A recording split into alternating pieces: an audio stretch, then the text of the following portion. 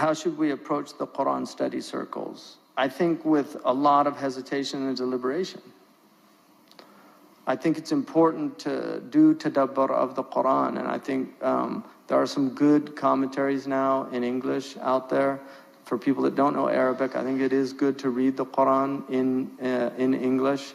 But you have to understand, you don't get fiqh from Quran, you don't get legal rulings from the Quran, but there's a lot of stories in the Quran that you can benefit from.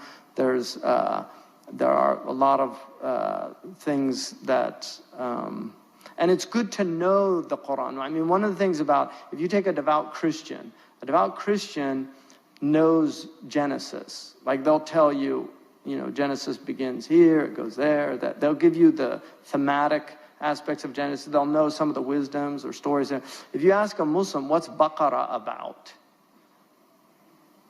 Most Muslims don't know what Baqarah is about, but Baqarah definitely has themes, and those themes are discernible. And so studying the Quran to know the book, you're going to, inshallah, be reading it your whole life. So it's definitely worth knowing. It's worth knowing the stories in the Quran. And there are good books now. A lot of these books have been, they're accessible. You have to be careful. Pre-modern tafsirs are problematic. Not everything that's in tafsir is valid. And so that's an important aspect of it. And it's good to have, you need generally somebody, a student of knowledge, to be a study leader or something like that. Because all sects go astray because of misinterpreting the Quran and the Hadith, all of them. There's no sect in the history of Islam that didn't go astray for any other reason.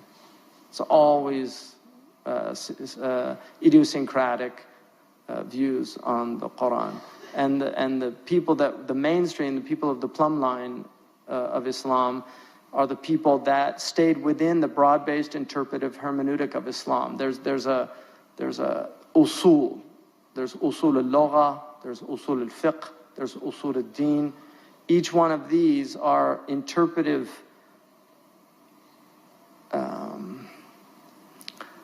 tools that are binding upon the people of interpretation. You can't go outside of them. You cannot, like Shahrur, this man who just really, really very strange ideas about Quran, but the idea that you free the language from the 7th century, I mean, that's completely insane.